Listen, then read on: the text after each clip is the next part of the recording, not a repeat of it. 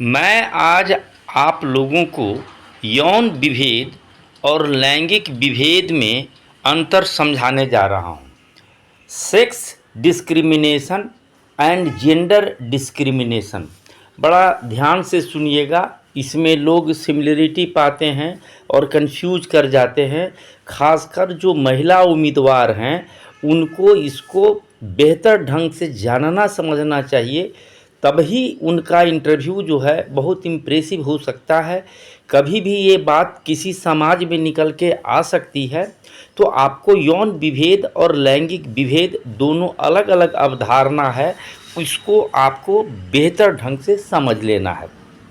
Sex discrimination और gender discrimination, तो सबसे पहले इसको जानने के क्रम में सबसे पहले हमें मानव का मतलब आदमी का मतलब मैन का जो लिंग है, सेक्स है, उसका विभाजन को आप जान लीजिए, समझ लीजिए।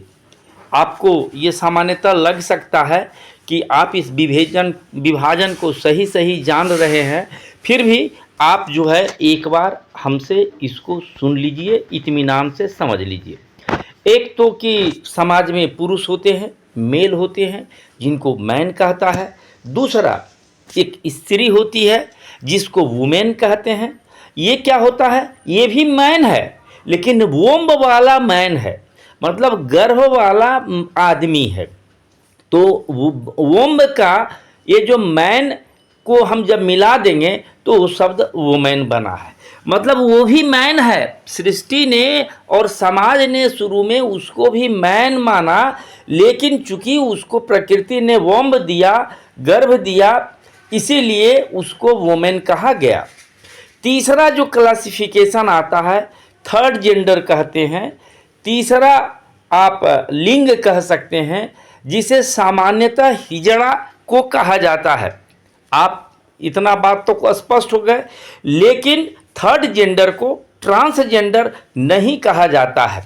इस अवधारणा को मैं भी इधर बिहार में जो जातीय गणना हुआ था उसके रिपोर्ट को जो देख रहा था समाचार पत्रों में, तो किसी में थर्ड जेंडर शब्द का इस्तेमाल था और उसी आंकड़े के लिए किसी में ट्रांसजेंडर शब्द का इस्तेमाल था। मतलब उस पत्रकार महोदय को या जिस अपराधिकार ने इसको जारी किया है उनको थर्ड जेंडर और ट्रांसजेंडर की समाज शास्त्रीय अवधारणा स्पष्ट नहीं है।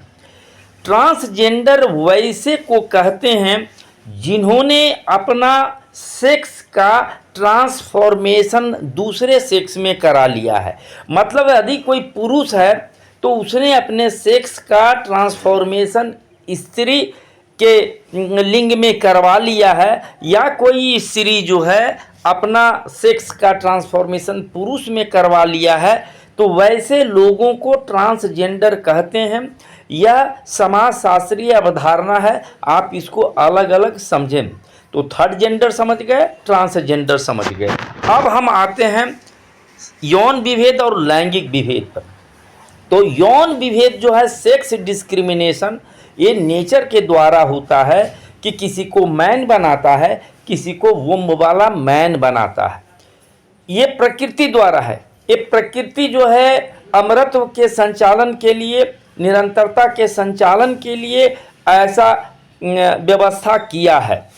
तो आप इसको समझ गए। लेकिन जो विभाजन हम लोग करते हैं किसी के सेक्स के आधार पर, वो लैंगिक विभेद होता है, वो जेंडर डिस्क्रिमिनेशन होता है।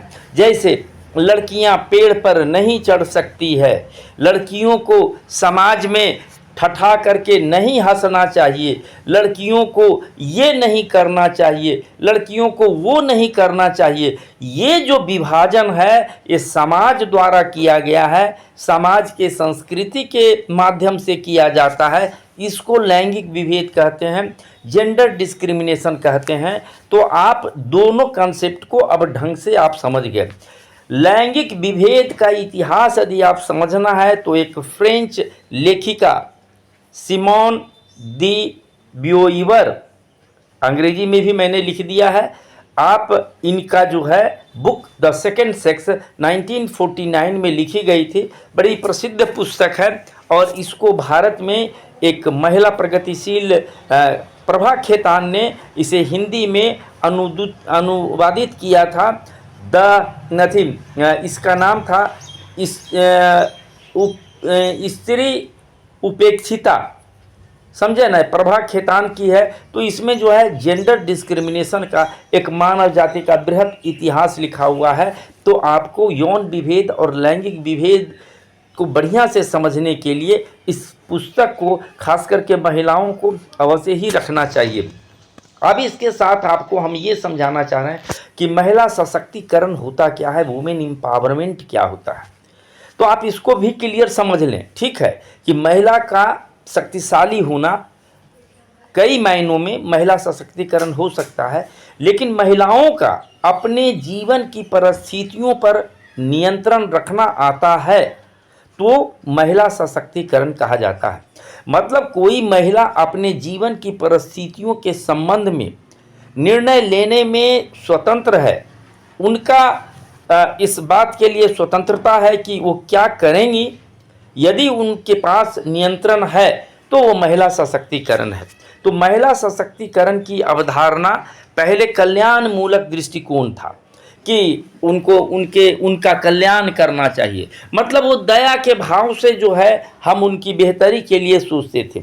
लेकिन अब समता मूलक को अंग्रेजी में आप, समता का अंग्रेजी शब्द इक्वलिटी होता है, लेकिन आप इसमें इक्विटी, समानता शब्द को भी शामिल कर सकते हैं। इस दृष्टिकोण में बदल गया है। तो महिलाओं का जो एम्पावरमेंट का जो कंसेप्ट है, इस पर आ गया कि कोई महिला अपने जीवन से संबंधित कितना निर्णय लेने में सक्षम है।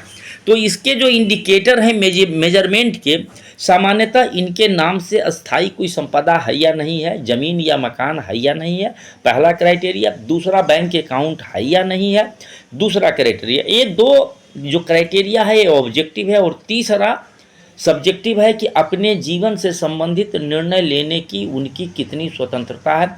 इन तीनों को मिला करके महिला सशक्तिकरण का इंडेक्स बनाया जाता है, सूची बनाया जाता है। तो महिला सशक्तिकरण आपको करना है या किसी व्यवस्था को करना है तो उनका आर्थिक सशक्तिकरण करना होगा, उनका सामाजिक सशक्तिकरण करना होगा और उनका सांस्कृतिक सशक्तिकरण करना होगा।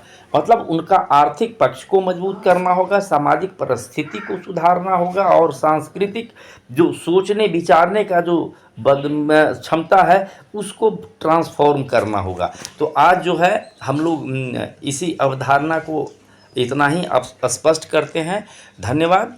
और हमारे वीडियो को लाइक कीजिए, सब्सक्राइब कीजिए और शेयर भी कीजिए ताकि हमें उत्साह और समर्थन मिलता रहे। धन्यवाद।